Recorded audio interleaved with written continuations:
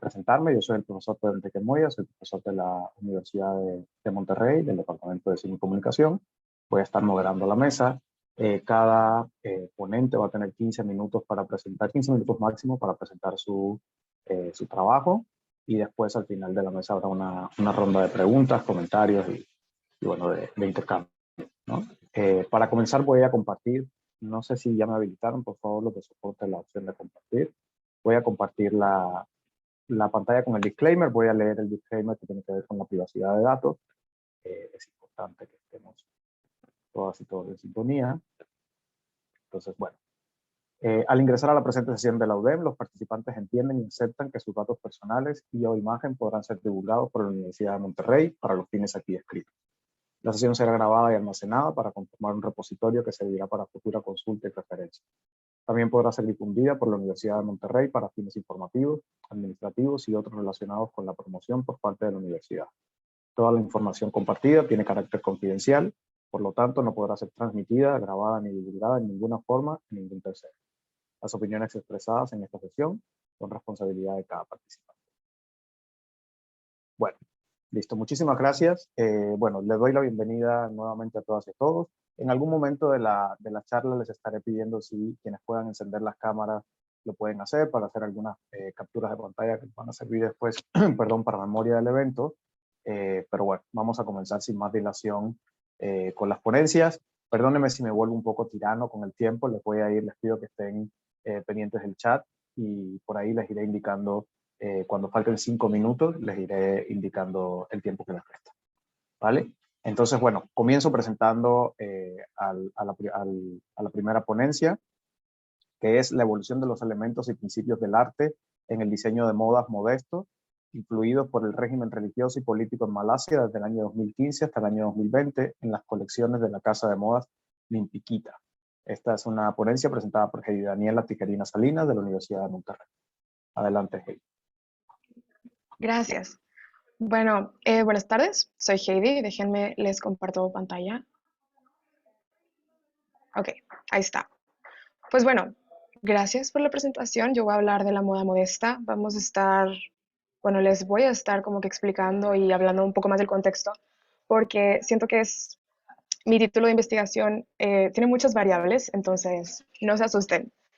Pues bien, como ya leyeron, mi título de investigación es la evolución de los elementos y principios del arte. Vamos a estar discutiendo esos a través del tiempo, desde el 2015 hasta el 2020, específicamente dentro del régimen religioso y político de Malasia. Y pues me basé en la casa de modas Mimpiquita, que también estaremos hablando de ella. Pues bien, mi pregunta de investigación es básicamente, en qué medida se desarrollaron estos elementos en base a todos estos criterios. Y bueno, para un poco de introducción, para como que asentarnos, yo decidí hablar sobre este tema porque me gustaría mucho darle visibilidad a la moda modesta. Creo firmemente que tiene que tener más reconocimiento este tipo de rama de la moda. Y bueno, siento que también ha sido tema de prejuicios, de muchos estereotipos negativos, ha sido severamente juzgada, pero su mismo contexto político-religioso ha sido lo que ha impulsado su evolución. Y bueno, de eso es lo que quiero centrarme. Y para quienes no tengan muy definido o no tengan mucho contexto de qué es la moda modesta, aquí en este párrafo en resumen escribí que un estilo modesto puede definirse básicamente con varios grados de encubrimiento intencionado. Creo que intencionado que es una palabra clave.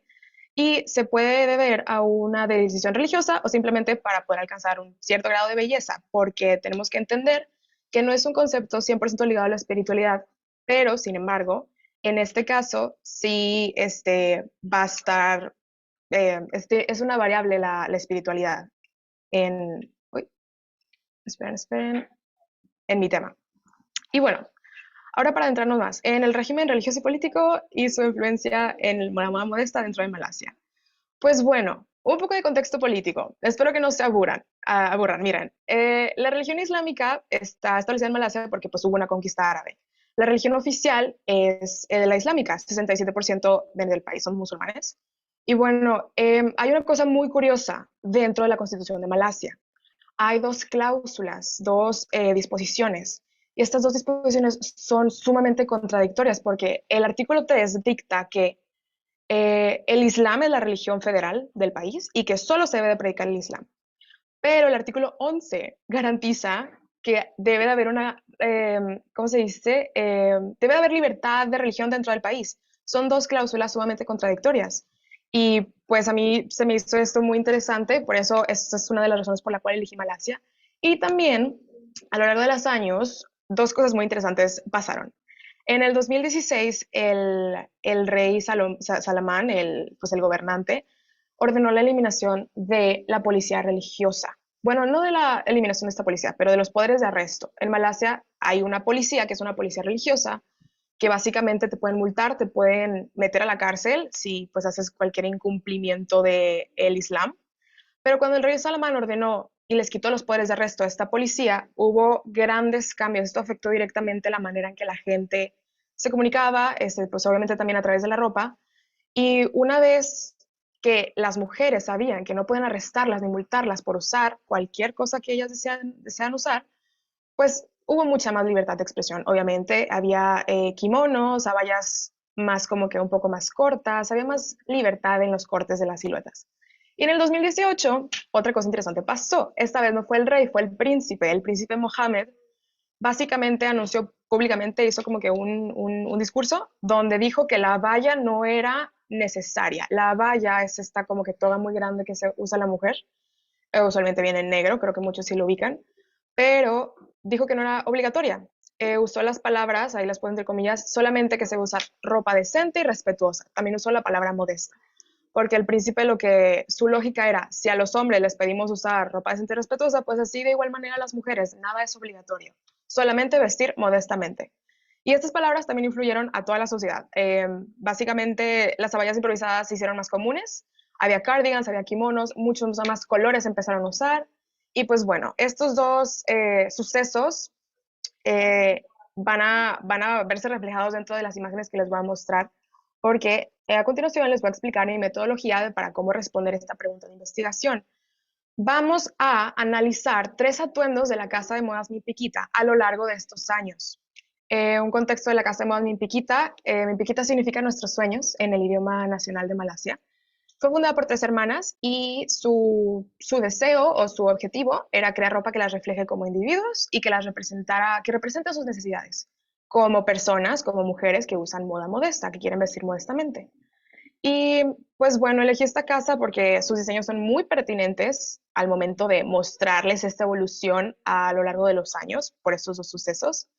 Y eh, déjenme continuar con la siguiente slide. Bueno, ya dicho eso, vamos a empezar, les voy a empezar a mostrar los tres atuendos. Vamos a ver un atuendo del 2015, otro del 2017 y otro del 2020.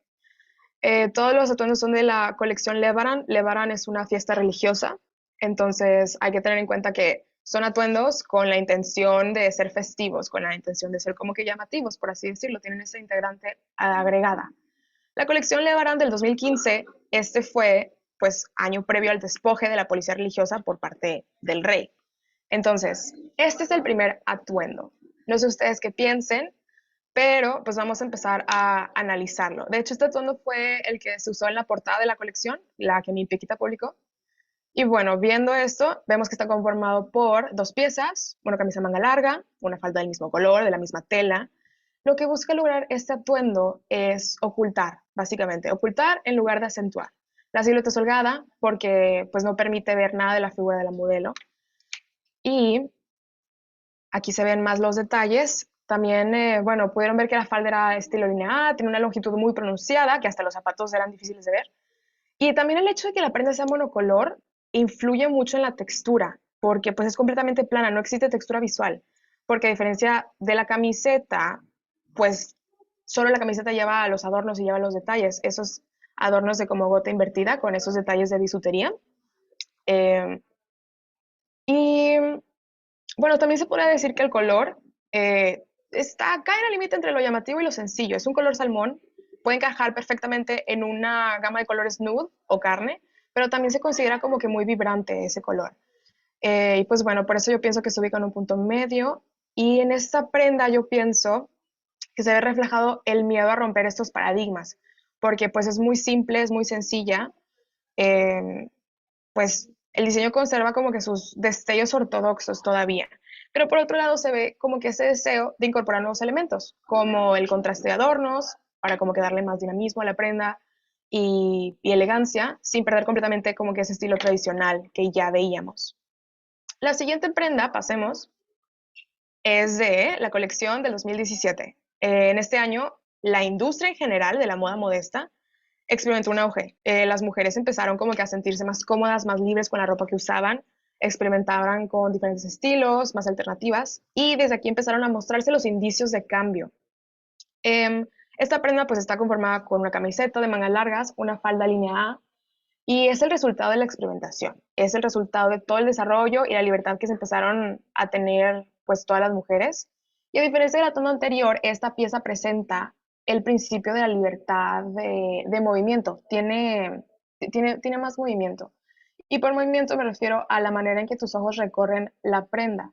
Nuestros ojos leen el atuendo viajando de izquierda a derecha por el adorno y el corte asimétrico de la camiseta, y el adorno asimétrico triangular logra crear un balance en el diseño, ya que, pues, si observamos bien, la camiseta tiene terminación asimétrica. Y bueno, estos opuestos crean como que este balance asimétrico que se me hace muy interesante. Aquí también es importante mencionar el uso del estampado. La otra prenda, como habíamos dicho, era completamente monocolor. Aquí se emplea un estampado más. Y existe un equilibrio en el juego del color y entre el sutil estampado. También crea un énfasis en la camiseta, como que acentúa más la cintura. Y pues para mí este gran cambio crea una completa armonía en la estructura y crea esta sinergia. Y para finalizar con este último atuendo, también está conformado por dos piezas, es de la colección 2020. Esto fue 2 años después de que el príncipe haya dictado lo de solamente vestir modestamente, que la valla no es obligatoria y solamente se usa ropa decente y respetuosa. Y pues la verdad, esta pieza, ambas piezas son más cortas a lo largo, o sea, en el largo, en su largo, a comparación de las piezas anteriores. Vean el largo de la camisa y de la falda, sobre todo. Y la diferencia se centra completamente en los estampados. Tiene un total de 3 diferentes estampados. Y bueno, la camiseta tiene un cuello barco, las mangas son abullonadas con los puños delgados, la falda tiene un estilo casi lápiz. Aquí están los 3 estampados diferentes. Y pues para el análisis final quiero que vean aquí los tres así puestos de esta manera. Y pues a pesar de que tenían intención de ser extravagante, se ve claramente la diferencia. Pues yo diría que está en la pose. Miren cómo empieza con las manos y termina con las manos en los costados. También hay mucho que decir sobre los arreglos, pero pues lo más notable es que ambas están compuestas de 2 piezas, pero terminan siendo pues completamente diferentes. En el transcurso del tiempo se fueron añadiendo más elementos del arte, muchos descendieron, otros decayeron, las telas dan mucho de qué hablar, el principio de movimiento fue aumentando, el balance fue decreciendo, eh, y la siguiente, pues para concluir, solamente pues yo quisiera como que decir que en sí, la moda en general es un lenguaje pues de comunicación, es un lenguaje visual utilizado para expresar como que nuestra personalidad, para expresar individualismo. Y si bien todavía existen muchos prejuicios alrededor de la moda modesta, todo su contexto, pues sabemos que en estos últimos años ha evolucionado de manera increíble, se convierte en un nuevo comienzo. Y yo pues quisiera decir que no debemos de perder esta oportunidad en la nueva inspiración de la esencia de la moda modesta, porque ahora ya hay muchos más recursos visuales para proyectar la personalidad de todos estos usuarios. Y también yo pienso que esta moda debería integrarse sin problemas a la industria, igual que otros tipos de moda. Y pues debemos apoyar a que no se encasille este estilo, que se pueda contribuir a la inclusividad. Y sí, que también comprender que la moda modesta es igual de interesante artísticamente y válida que los demás estilos y ramas de moda. Y también se debe de entender que este estilo es un compromiso, es un estilo de vida. Muchos sí lo utilizan como, pues, como rama para expresión, pero otros, la mayoría, es el estilo de vida. Y pues sí, el análisis para mí concluyó el claro desarrollo y sí, muchas gracias. Esa es mi conclusión. Perfecto. Muchísimas gracias, Heidi. Seguramente después habrá preguntas y comentarios al final. Pero bueno, paso rápidamente a la siguiente ponencia para no tomarnos demasiado tiempo. Y la siguiente es Colonización del Poder en el Terror Gótico de Mexican Gothic, de Paola Maite Herrera Lara, también de la Universidad de Monterrey.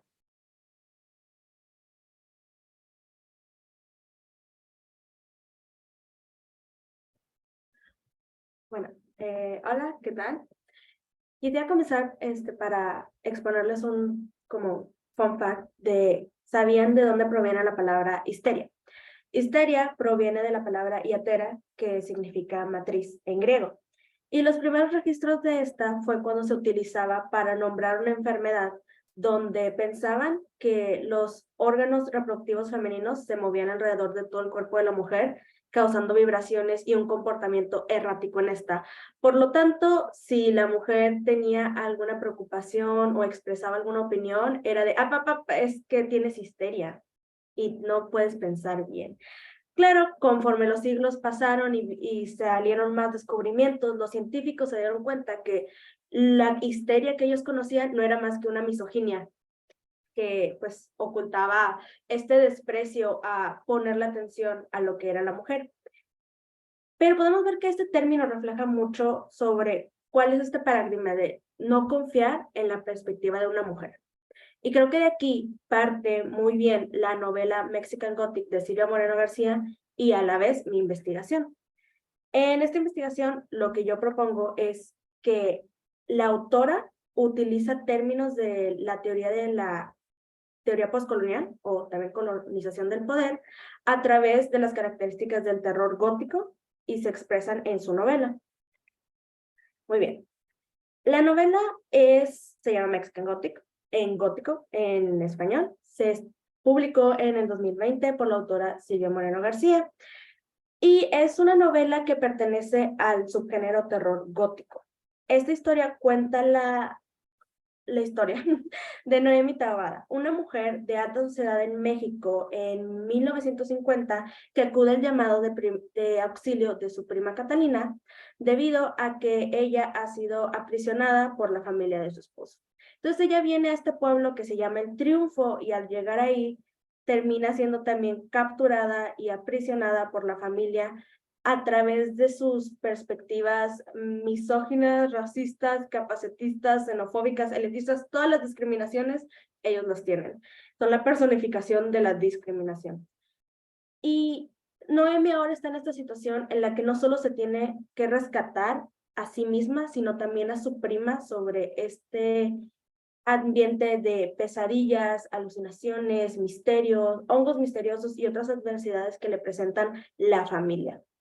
Y espero que la verdad se quieran de que leer esta novela porque es muy, muy buena y también espero no spoilerles tanto, pero sí hay spoilers porque uso citas en esta presentación. Ok, a partir de esta sinopsis, también quiero agregar que la autora tomó inspiración de un pueblo mexicano que se llama Real del Monte y este pueblo es muy característico porque es uno de los pocos territorios mexicanos que fue colonizado por una colonia inglesa. Entonces su arquitectura y cultura vienen de la cultura inglesa y hay un choque, convergencia entre esta cultura del colonizador inglés con la cultura de la mexicana. Esta siendo un factor que explora la autora en su novela, pero también se toma en cuenta en el marco teórico de cómo explica y explora lo que es la teoría postcolonial. Hablando mucho de qué es la teoría postcolonial y esto del terror gótico, quiero explicar más o menos en este marco teórico. La teoría postcolonial proviene de los estudios postcoloniales que comenzaron como un campo de investigación entre los años 80 y 90 para examinar el acercamiento eurocentrista hacia el oriente para identificar cómo la perspectiva del colonizador afectó a la cultura y cómo descolonizarse de esta. Es decir, recuperar su cultura, pero a la vez convergerla de lo que son y de lo que pasaron. Los primeros investigaciones que salieron con respecto a esto fueron de Edward Said en su texto de Orientalism, de Homi Bhatt y Gayatri Spivak. Estos en 1978, por ahí. pero estos textos estaban básicamente enfocados en el colonialismo en Asia. Entonces yo empecé a investigar un poco más y noté que hay académicos que aceptaron esta teoría y decidieron aplicarla a sus propios territorios. Uno de estos es Walter Mignolo y Aníbal Quijano, que decidieron tomar la teoría y modificarla para explicarlo en qué pasó en Latinoamérica, porque aunque sea el mismo proceso, sí pasaron diferentes características. Y ellos dos explican que hay una colonización del poder, que es decir, un patrón de relaciones donde se imponía el control de otra persona a través de la violencia. El colonizador imponía la imagen del mundo hacia el colonizado, como ya vemos que si en México el español pensaba que había nada más un Dios y que ese Dios que murió por todo el mundo, pues ahora los indígenas tenían que pensar eso, de una manera u otra. Y esto provocó, pues, ni siquiera puede ser como una convergencia, sino este dominio de una nueva cultura y una nueva manera de visualizar el mundo, pero no era con consentimiento. Quijano explica que todo esto es a través de la colonización del poder y tiene tres aspectos: la colonización del poder, la colonización del saber y la colonización del ser. En esta investigación nos vamos a enfocar en la colonización del ser, que explica que el colonizador va a buscar todas las maneras de destruir la identidad de la persona para suplantarla con lo que quiere que sea. Es decir, el colonizador, como ya dije, le va a decir al indígena de que tú eres la miseria del mundo y yo soy tu salvador y te vengo a regresar a la vida. Te voy a volver a poner en el camino que debe de ser. Y aquí es cuando, pues obviamente tenemos todos estos problemas de identidad, es que no podemos aceptar nuestro lado indígena porque es visto mal desde hace varios siglos y etcétera. Pero también Quijano agrega otro término que vamos a estar viendo, que es la resistencia. Es decir, cuando se muestra una oposición del lado del dominado hacia el dominante. Y podemos verlo en la vida real, que son los movimientos de liberación, que fueron la independencia, las revoluciones, las guerras. Todos estos han sido movimientos de liberación para poder retirar a la cultura colonizadora de México, pero sigue siendo un proceso. Y siendo esto también, estos estudios, esta teoría, siendo uno de estos movimientos de liberación, pues es una deconstrucción. Y luego de aquí también tenemos el terror gótico.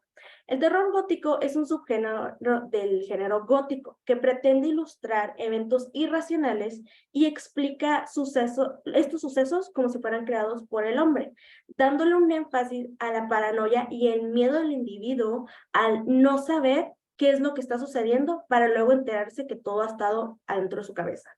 Esto se logra a través de abundantes descripciones de entornos oscuros, decadentes y ruinosos, elementos sobrenaturales, personajes atormentados por su identidad, el conflicto entre civilización y barbarie y la intervención del pasado en el presente.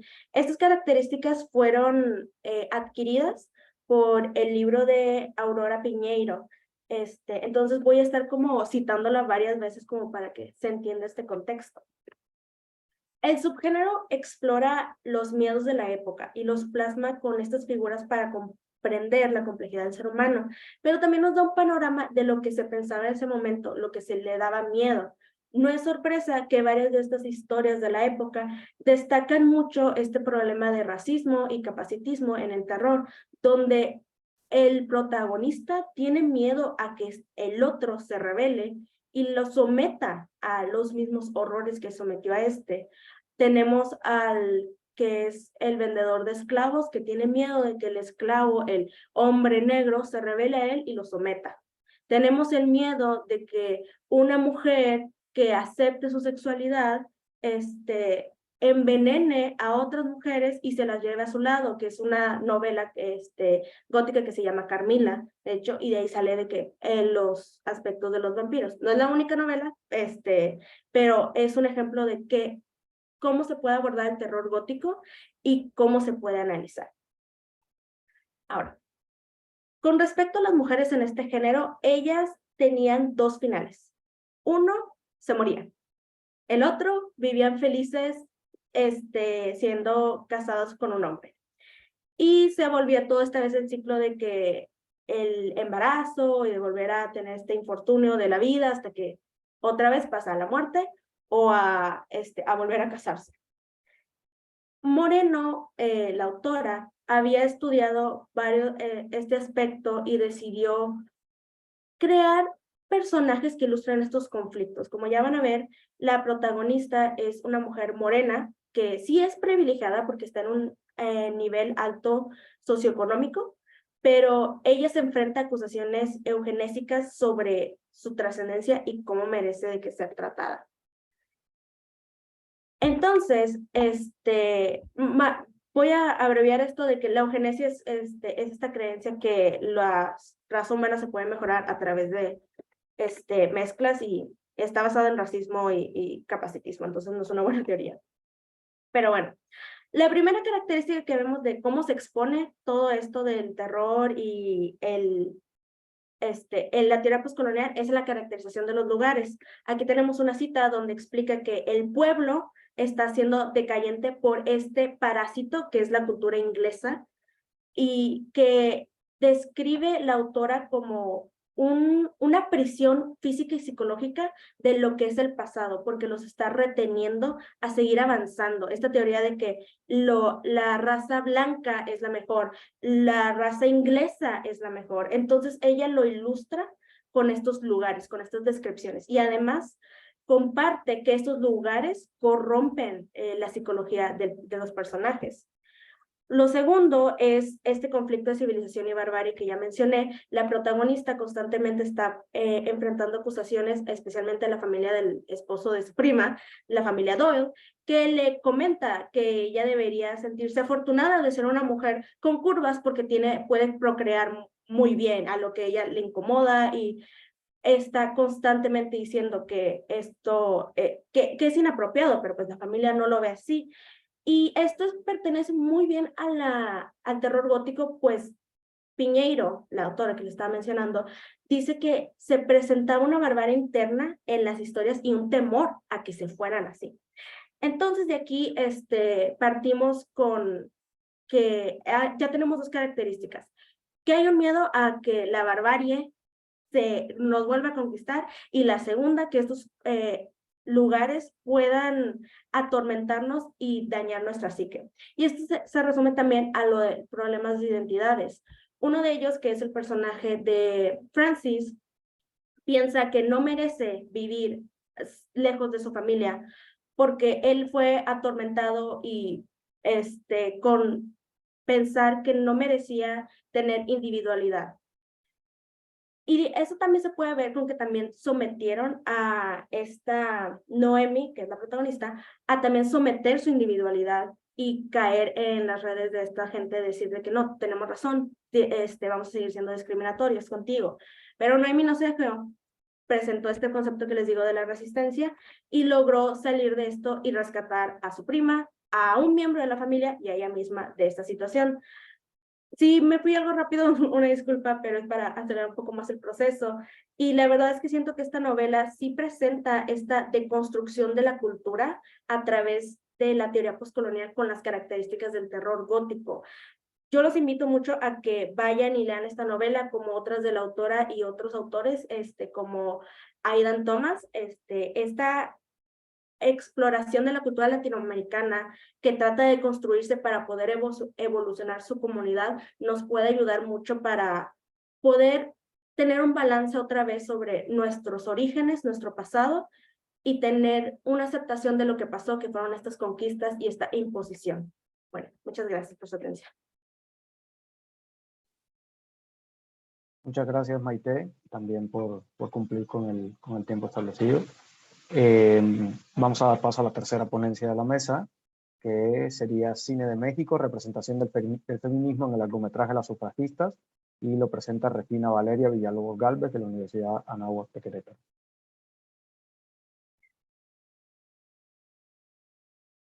Hola, buenas tardes a todos aquí presentes. Mi nombre es Regina Villalobos, estudio comunicación en la Universidad Anáhuac Querétaro y es un placer para mí estar el día de hoy presentando una investigación cualitativa que realicé junto con mis compañeras Cristina Buenfil, Marisa Pumarejo y Nicole Morales, con el título de Cine de México, representación del feminismo en el largometraje Las sufragistas. Bueno, pues comencemos con el problema de investigación. ¿Cómo es la representación de las mujeres respecto al concepto del feminismo asumido por los filmes mexicanos del siglo XXI?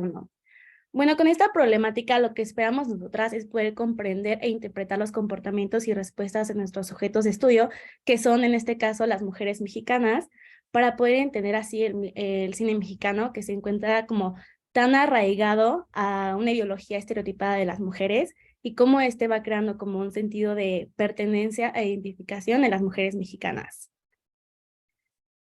Bueno, rápidamente, algunos de nuestros objetivos generales principales es interpretar el concepto del feminismo que asumen las mujeres por los filmes del cine mexicano del siglo XXI y asimismo comprender como el rol de la mujer en base a estos filmes.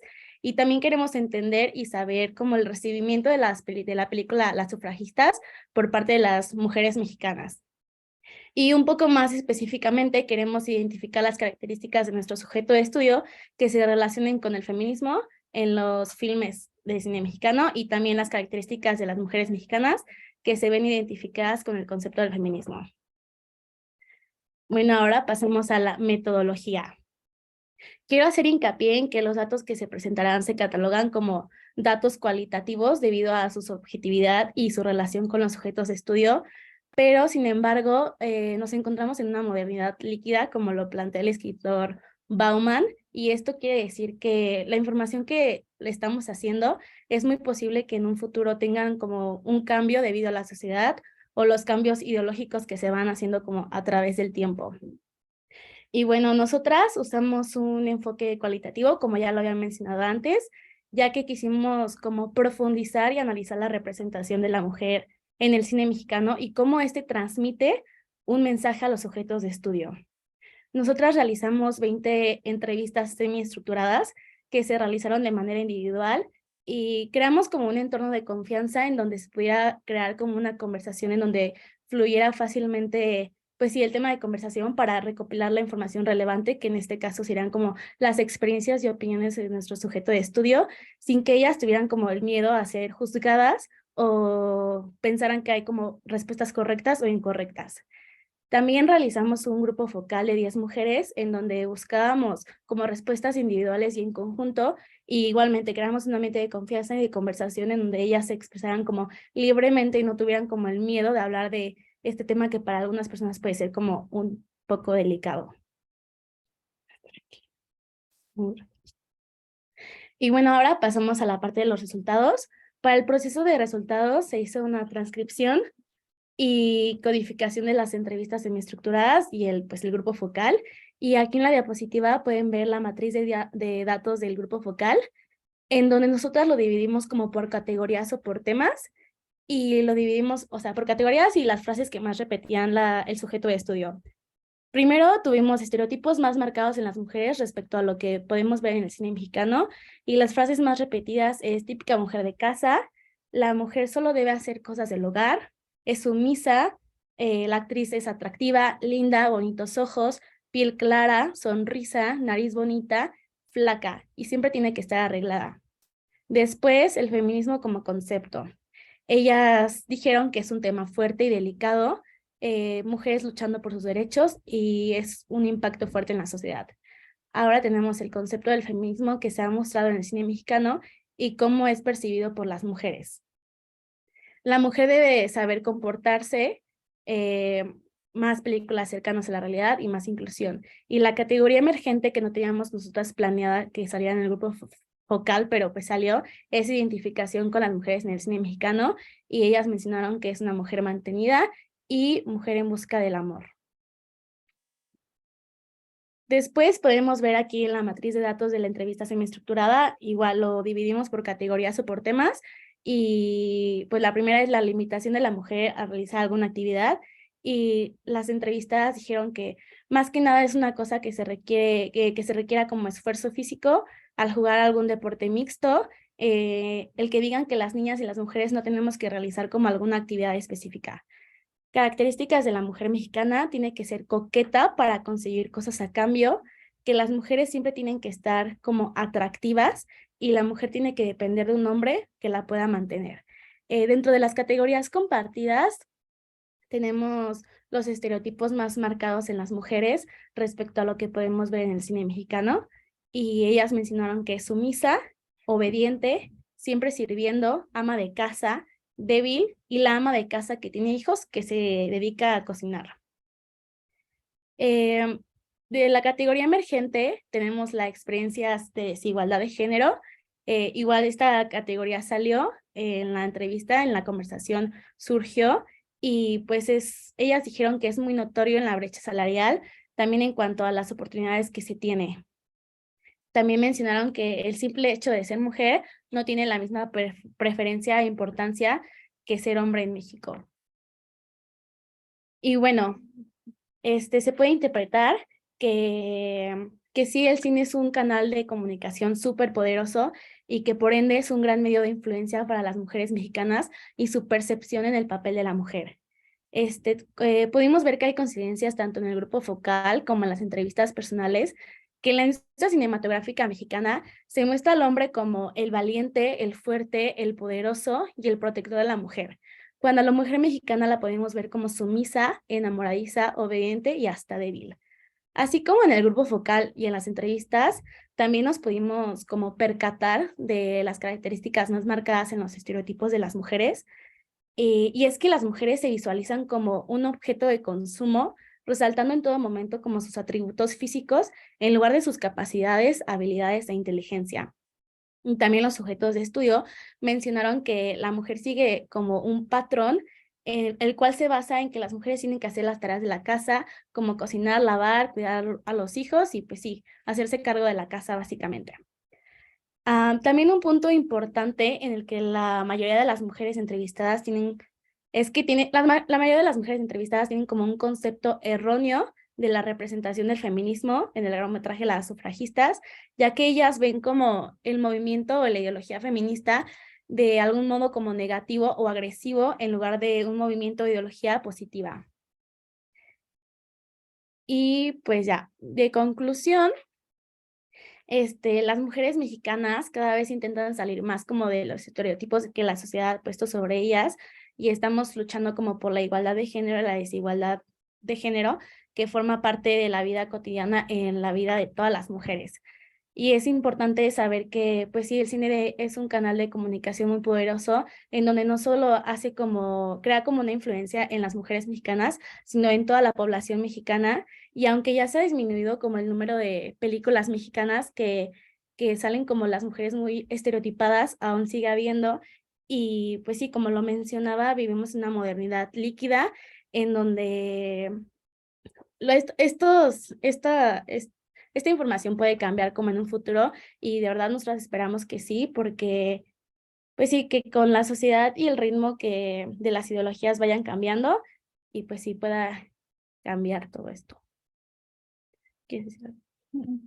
Y pues ya estas son nuestras referencias, y muchas gracias. Perfecto. Muchas gracias, Regina, por tu presentación, y también a tu compañera que veo que está por acá.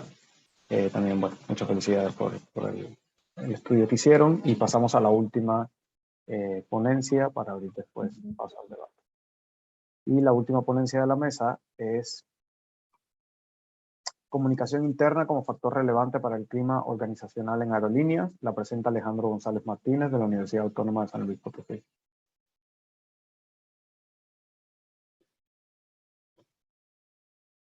Y no sé si está conectado Alejandro, creo que no, de hecho, porque no veo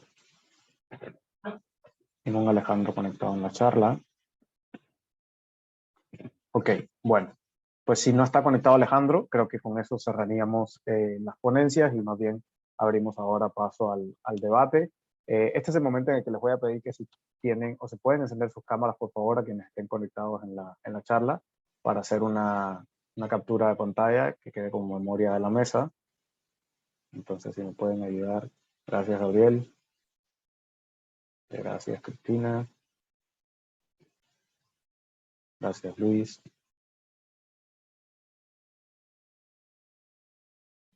¿Alguien más antes de que tome la foto? Ok, bueno, gracias. Ahí voy. Y... listo. Bueno, también quiero, al final de esta mesa les va a llegar un correo, seguramente pidiéndoles que hagan una evaluación del coloquio, de las mesas en las que han participado, en las que han asistido. Entonces también me gustaría que después, cuando les llegue ese coloquio, nos ayudaran llenándolo, y sus opiniones ayudarán muchísimo también para el profesoramiento de este evento de cara al próximo año.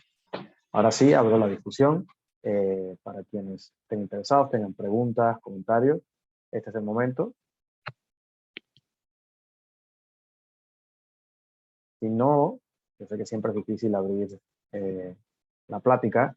Comienzo yo. Yo tengo algunas preguntas y algunos comentarios, pero me voy a ir dosificando para no acaparar la palabra sobre yo.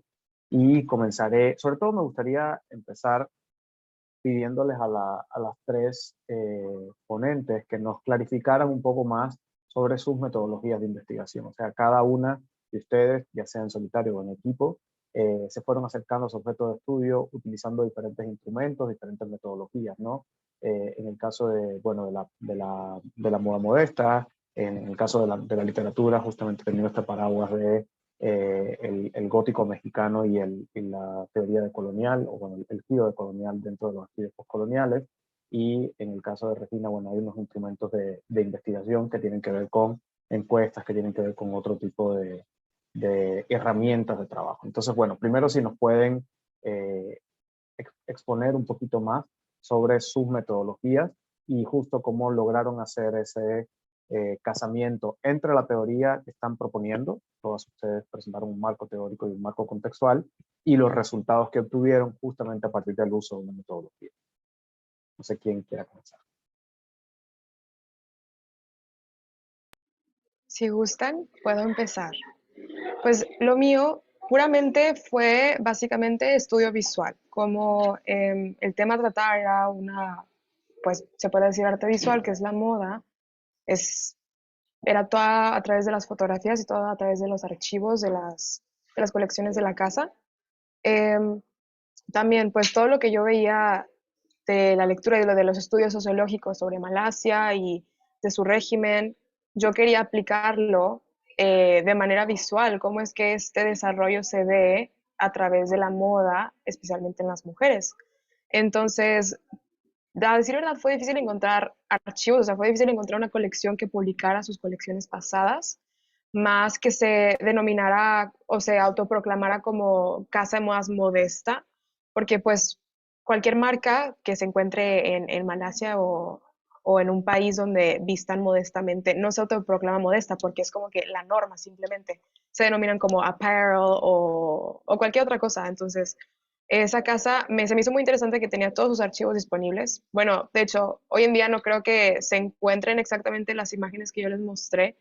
En su momento, en el 2020, fue cuando yo me metí a todos los archivos, me metí a ver de qué se trataban las colecciones, y pues para mí fue un claro ejemplo de todos los movimientos y de todas las reglas y las leyes que estaban pues siendo proclamadas en el país. Entonces el mío fue meramente estudio visual, esa fue mi metodología, de ver ese desarrollo a través de los años en imágenes y en archivos de las creaciones de las mismas personas que estaban viviendo eso y pues vistiéndose.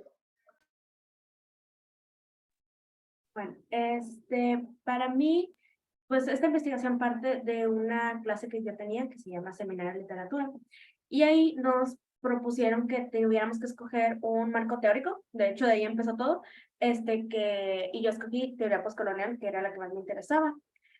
Y algo que yo quería hacer en su momento era usar un libro contemporáneo que yo esté leyendo ya ahorita y no uno de los materiales que me han dado previamente, sin ofender al material previo, pero pues puede ser un poco algo difícil de pues meterse por su narrativa, por incluso sesgos que hacen, que es como discriminatorios hasta un punto. Entonces yo quería de que, ¿sabes? Quiero escoger una obra que yo leí por diversión, por placer, y que puede ser un muy buen material para investigar. Y de aquí llegué a la autora Silvia Moreno García.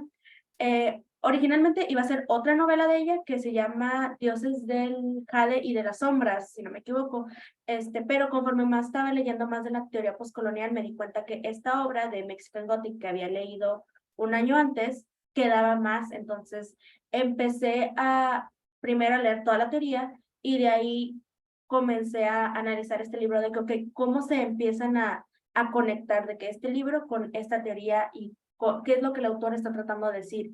Y ahí me di cuenta que fuera su corriente literaria la que enseñaba más esto. Entonces me puse a investigar también la corriente y me di cuenta que también tenía muchas relaciones, especialmente con esto de la característica de la civilización y barbarie, que era un conflicto interno que se vivía en varios personajes, que en esta novela es externo.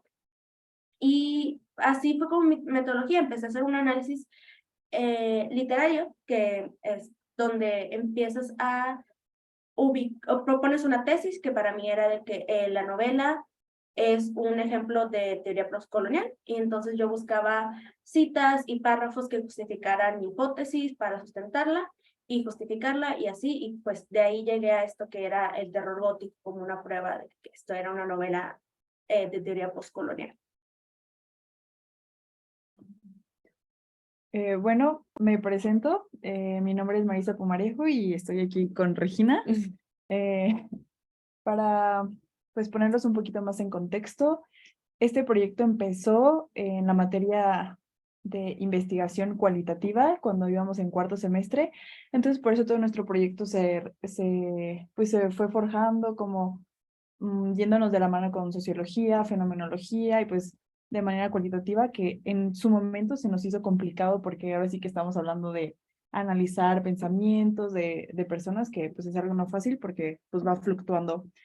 Y pues nosotros quisimos empezar con nuestro marco interpretativo, que nos basamos en unos estudios que realizó un señor que se llama Edmund Husserl, que habla de la fenomenología, y ahí fue cuando nosotros dijimos, bueno, vamos a estudiar cómo se relaciona algunos fenómenos y pues su razón de ser. Entonces por eso nosotros todo lo hicimos de manera muy orgánica, porque en sí, pues en internet o así se nos hizo muy difícil encontrar como testimonios de gente que hablara de pues cómo veía las películas, cómo se sentían ellos identificados. Entonces por eso nosotros lo hicimos desde cero, creamos nuestros grupos focales, nuestras entrevistas y pues ahorita mi compañera va a hablar de eso.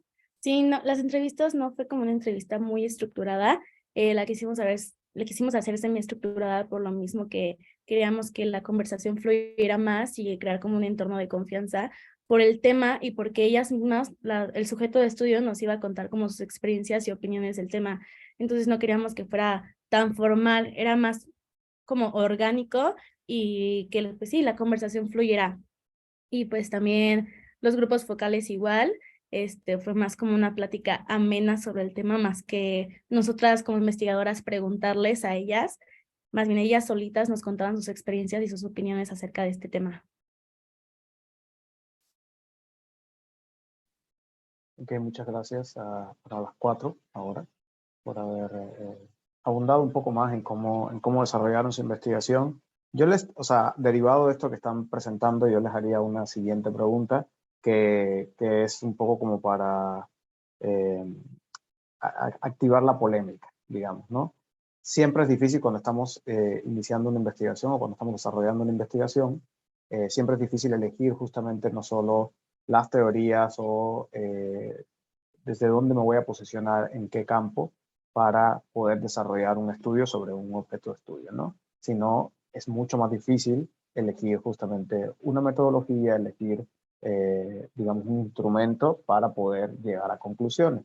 Y a las digamos, humanidades, a las ciencias sociales se les ha acusado muchas veces de no tener metodologías rígidas, de no tener metodologías sólidas que no aporten resultados, porque justamente tenemos siempre el sesgo también de lo subjetivo, ¿no? Se ha hablado también mucho en el coloquio en distintas mesas del sesgo de lo subjetivo y de cómo la subjetividad siempre nos va a ser un elemento que va a estar atravesando cualquier investigación que hagamos.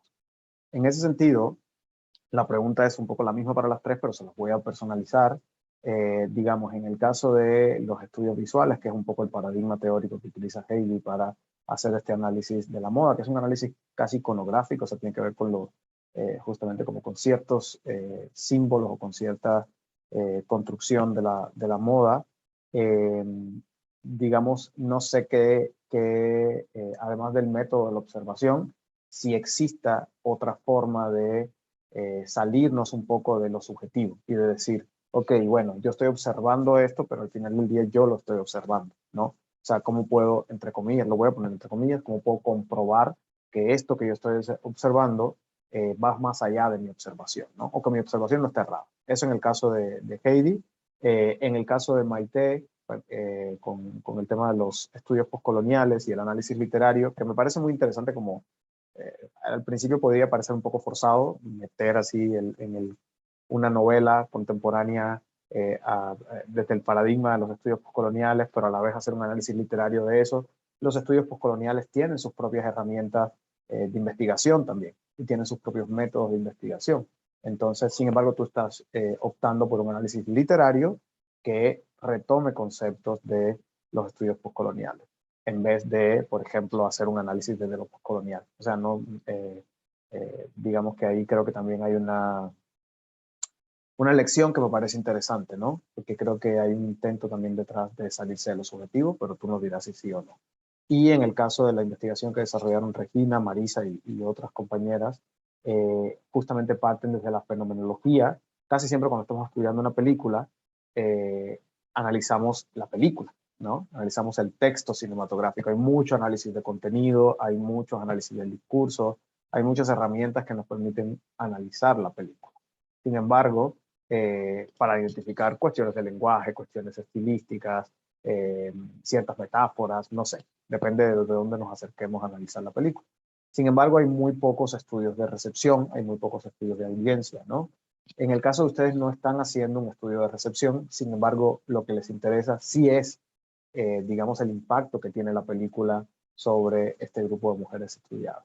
Entonces, ahí la pregunta sería también, ¿por qué no irse por un estudio de recepción propiamente y quedarse más en este terreno? Ojo, no es que ninguna de las tres elecciones metodológicas parezca mal, más bien es como para provocar un poco el debate. ¿Por qué no irse por un estudio de recepción o por qué no irse por otro tipo de herramienta o incluso por un análisis de contenido e intentar salirse del molde? Queda más o menos claro lo que estoy como intentando generalizar para las tres investigaciones, aunque en cada caso es una cosa distinta. No sé quién quiera comenzar. Bueno, en mi caso, se me hace muy buena pregunta porque sí me tiene pensando. Creo que del lado de la sociología, o por decir la sociología de la moda, creo que es un poco irónico porque lo que describe la sociología es básicamente los fenómenos que pasaron, o sea, los fenómenos pasados y tal vez los fenómenos que estamos formando ahorita como una sociedad, los fenómenos que van a pasar. Pero no hay manera como que de poder describir un futuro solamente basándonos en la sociología. Entonces creo que en el lado de las artes visuales, como tal vez sea la moda que pueda caber dentro de un arte visual, o, o, o sí, bueno, la moda como arte visual, pues puede ser que completamente se basa en en lo que percibe, es como si fuese básicamente apreciando una obra de arte, tal vez suene muy cliché, pero el ver a alguien, el ver su atuendo, comunica algo, te hace sentir cosas, o sea, a veces te puede dar miedo a alguien, a veces puedes querer ser como esa persona. Entonces creo que mi tipo de metodología, que fue meramente el estudio visual a través de archivos y fotografías, la verdad, siendo sincera, no puedo pensar en algún otro alcance o algún otro tipo de herramienta que pude haber tenido para llegar a una conclusión diferente o para poder entender este fenómeno de una manera diferente a mi conclusión. Creo que todo lo que tiene que ver con moda y que siento que en ese tema específico que está muy arraigado con la sociología, todo es meramente de ver, de poder como que hacer nuestras conclusiones dándonos cuenta de lo que está pasando a nuestro alrededor. Una manera, tal vez, siento yo, de comprobar estos resultados es tratar de tener una metodología como la tuvo Regina, meramente de entrevistas, de poder estar al tú por tú con una persona que vivió estas experiencias o que pasó por este régimen y todas estas leyes. Pero a decir verdad, sí, de por sí para mí fue muy difícil encontrar estos archivos, fue muy difícil encontrar esta información. Siendo sincera, hubo una ocasión donde me tuve que poner hasta un VPN para poder tratar de acceder a otros sitios porque era muy escasa la información y los recursos para yo poder encontrar toda esta investigación de política y de leyes y también todas las fotografías y archivos de una casa de modas del otro lado del mundo. Siento que si trato de acercarme a esa metodología, pues tendría que poner mucho esfuerzo de mi parte de poder tener los contactos y así para poder comprobar algo de lo que fue mi conclusión, pero creo que el estudio visual es o bueno, ha sido y creo que continuará siendo una de las maneras, de las mejores maneras que podamos tener para comprobar todo este tipo de estudios visuales y sociológicos. Gracias, Heidi. Bueno, yo voy a estar que me reformulen la pregunta porque no la entendí muy bien, por favor. Sí, justo hablaba tú mencionas que, digamos, tu paradigma de análisis principal es el análisis literario, ¿no? Y estás, de alguna manera, haciendo un análisis de una novela, pero no exclusivamente, o sea, no estás haciendo un análisis literario tradicional, sino que estás buscando, a través de ese análisis literario, elementos de la teoría postcolonial que estén presentes en la novela, que tú mencionaste algunos de los elementos que están presentes, y también del gótico, ¿no? Justamente del terror gótico. Entonces, pero sin embargo, tanto el terror gótico como los estudios postcoloniales tienen sus propios instrumentos de análisis, que no son el análisis literario. Es decir, ¿por qué elegiste esto? O sea, ¿por qué elegiste uno y no otros? ¿O por qué, por ejemplo, elegiste hacer un análisis literario tomando temas? O sea, simplemente analizando, creo que lo que hiciste fue realmente analizar los temas, ¿no? Del terror gótico y de los estudios postcoloniales, cómo se representaban en la novela, cómo estaban en la novela a través del análisis literario. Cosa que a mí me parece muy acertada y muy interesante. Simplemente la pregunta era, bueno, un investigador postcolonial te diría, ¿por qué no utilizaste otros elementos postcoloniales? Digamos, Sí, ¿no? claro. Sí, ya entendí. Pues sí, pues primeramente creo que mi respuesta inmediata sería de que, bueno, es que mi clase era de literatura, de que yo estoy especializada en letras, en literatura, por eso mi primera idea fue acercarme de esa manera, pero creo que sí explorarlo de otra manera, como pues Heidi menciona, de que como, si tuviera otras herramientas, tal vez si hubiera explorado un poco más, porque pues en sí también la investigación fue durante todo un semestre, entonces estaba algo limitada de tiempo. Pero sí considero como interesante este aspecto de que, ok, casi hasta a mí me sorprendió que la gente como de que, ¿cómo lo conectaste? O sea, yo de que no era obvio. Sí, sin ofender, obvio.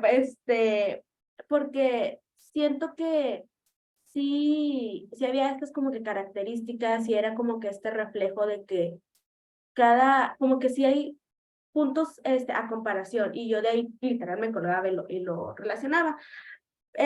Tal vez sí se pueda analizar en la teoría postcolonial, pero siento que esos son textos más de no ficción, porque este es un texto de ficción contemporáneo y se podría analizar si va a ser a través de la teoría postcolonial totalmente el contexto de la autora, más que nada, de dónde ella parte, ella siendo una persona que es mexico-canadiense, o sea, cómo ella se relaciona con su cultura, cómo se está deconstruyendo. Y en el terror gótico, ahí yo creo que sería que la autora explica más bien como que estas investigación que ella ha hecho, porque ella previamente ha estado relacionada con estos temas del terror gótico, incluso ella sacó un libro que se llama Las hijas de Cthulhu, y que tiene que ver mucho con el terror cósmico. Entonces ahí sería un análisis más que nada sobre cómo ella maneja esos temas, ella cómo los investigó, cómo los ha tratado, cómo ella vive, o bueno, intenta usar esa narrativa a su conveniencia, que se me hace muy interesante. Pero otra vez yo estaba como de que estoy en mi clase de literatura y honestamente mi principal objetivo es poner esta obra en un campo de investigación, porque quiero que se empiece más que nada a quitar esta idea de que hay que primero analizar a todos los clásicos porque les podemos exprimir más, y yo de que, claro, pero también esos ya influyeron ahorita en estos textos de la actualidad, y no digo que no existan sus estudios, como ya vemos que es la teoría postcolonial, un campo de estudios bastante nuevo, porque son de los 80s y los 90s. Entonces, sí utilizar esos textos más nuevos, porque es como de que ya estamos viendo las repercusiones inmediatamente, como vemos los avances tecnológicos que son de más inmediatez. Entonces, creo que sí era para mí muy importante eso, de que reflejar en este texto del 2020, que en su momento yo hice esta investigación en el 2021, 2020 a 70, era súper reciente, y de hecho hasta ahora no lo he investigado, así que tomen esto por mi palabra, no hay investigaciones de este libro. Entonces, eso se me hace como que una aportación muy enriquecedora a la teoría de parte de la literatura. Muchas gracias, Maite. Y bueno, por nuestra parte, nosotros no quisimos, o sea, seguir con esta pauta de concentrarnos ahora sí que en el contenido, porque pues como uno puede ver, ya hay millones de análisis, de reseñas de las películas y que todas se centran como en ese mismo estereotipo. Entonces nosotros quisimos darle como ese giro, ese otro enfoque para pues ahora sí que crear nueva información, nuevas investigaciones, y por eso nos fuimos más en lo imaginario para nosotros poder crear esos mismos resultados.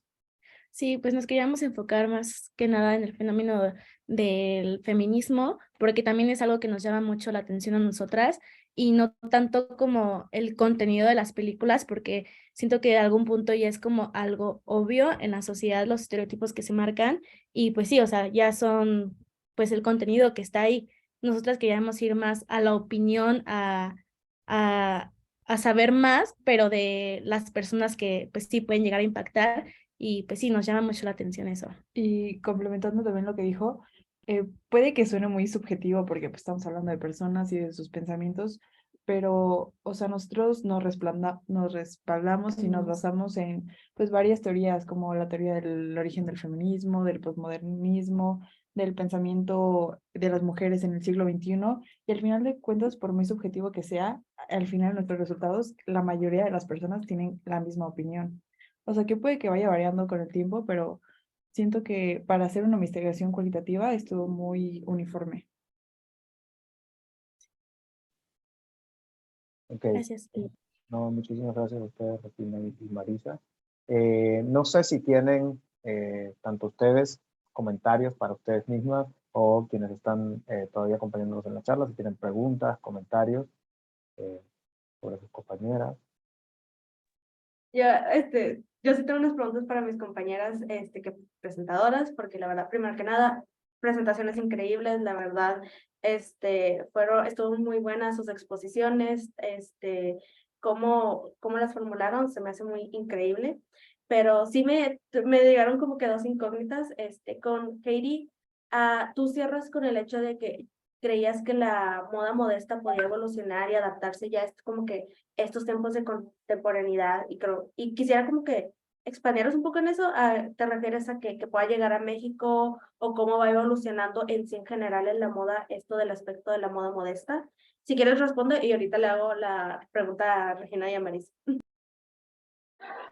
Va, sí, súper buena pregunta. Muchas gracias. Pues la verdad, desde un principio que yo estaba haciendo la investigación y estaba leyendo sobre todo lo que había pasado y quería saber cómo había evolucionado, mi hipótesis sí era que como que se fue cada vez normalizando, cada vez como tratando de adaptarse a como que un estilo más contemporáneo. Y mi conclusión fue esa, que logró adaptarse, que logró evolucionar, agarrar de la mano de los elementos y principios del arte, pero la verdad no expandí más sobre que llegue como que a un punto global o a un punto como que internacional, por así decirlo. Yo únicamente me centré en Malasia, en el alcance que tuvo dentro de Malasia, porque eso fue, porque me quería, justamente por todos los datos curiosos sobre el contexto político, sobre cómo la misma legislación se contradice y sobre lo que pues autoridades como el rey y el príncipe dictaron, cómo todo eso pues jugó papel en cómo se adaptó y evolucionó la sociedad pues en la manera que visten.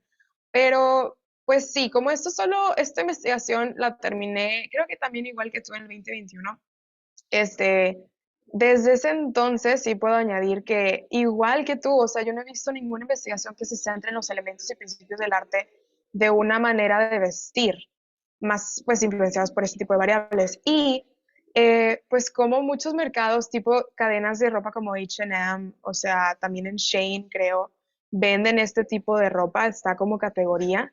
Entonces creo que tu pregunta, o sea, el hecho que dijiste como piensas que se expande de manera global, yo ahorita puedo decirte, he seguido investigando y he seguido súper metida en el tema, he hecho entrevistas también a otros profesores de la universidad, que tienen inspiración en esta religión y que viven allá. Eh, y sí, o sea, ellos también me han dado sus opiniones de que también piensan igual que tú, que obviamente ha sido apartado, o sea, perdón, ha ido creciendo en un mercado más global, pero no necesariamente, esto es lo curioso, no necesariamente por inclusividad o porque haya pasado a otro tipo de fenómeno social.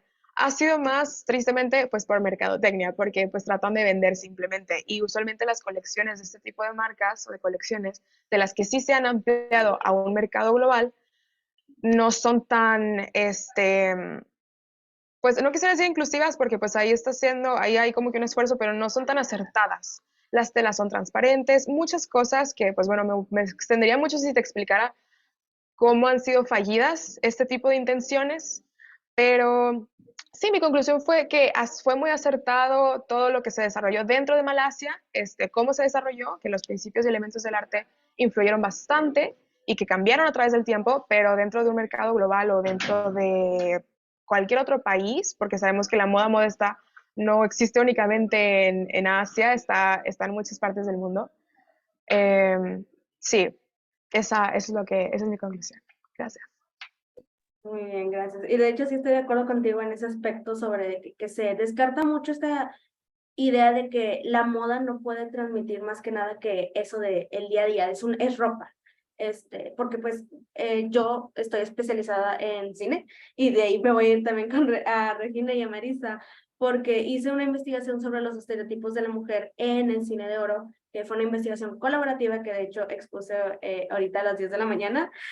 Y fue muy interesante porque de hecho también tuve varias de las conclusiones que ustedes llegaron.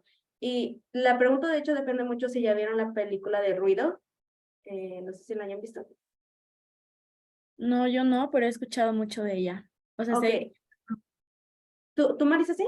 Sí, ya la vi, ya me acordé. Sí, sí, Ok, sí. sí. Quería saber de que ustedes creen que esta investigación podría hacerse también por medio de esta película y especialmente de que esta perspectiva de qué estereotipos o roles se le ven en la película, sabiendo que este es un filme casi que autobiográfico debido a que pues se ponen organizaciones reales, se ponen casos reales, al final cierran con todas las desapariciones de mujeres, reporteros, bueno, periodistas, todo esto.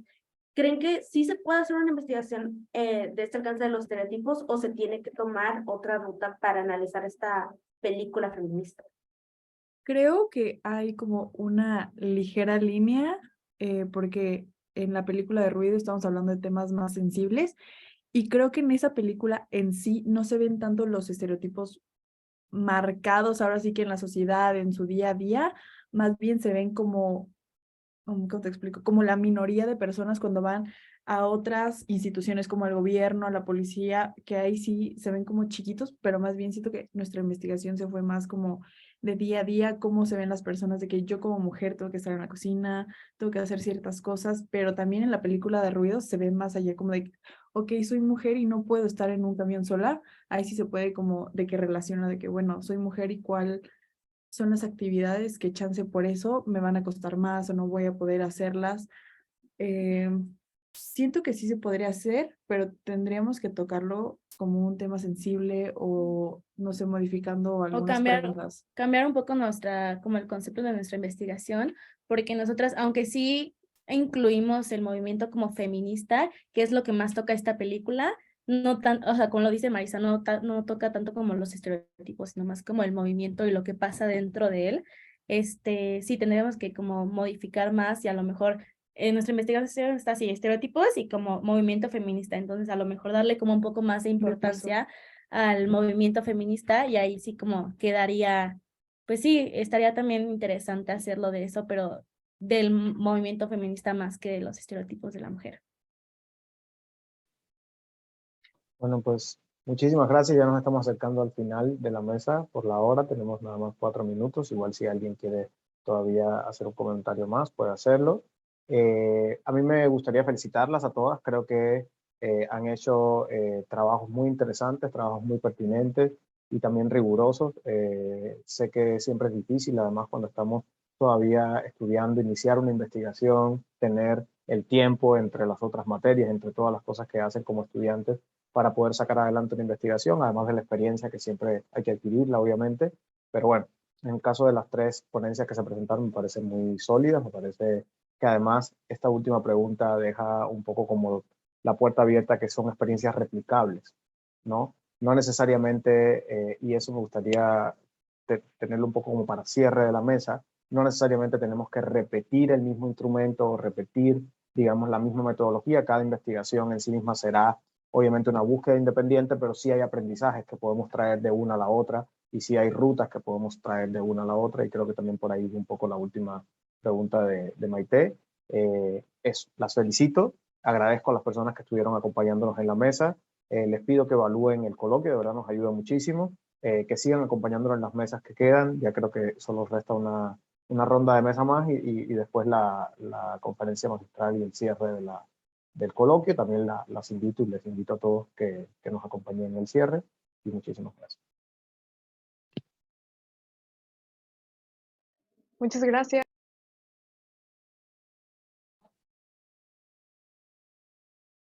Gracias. Felicidades a todas. Igualmente, gracias por su Igual. participación y por venir. Gracias. Gracias. Gracias.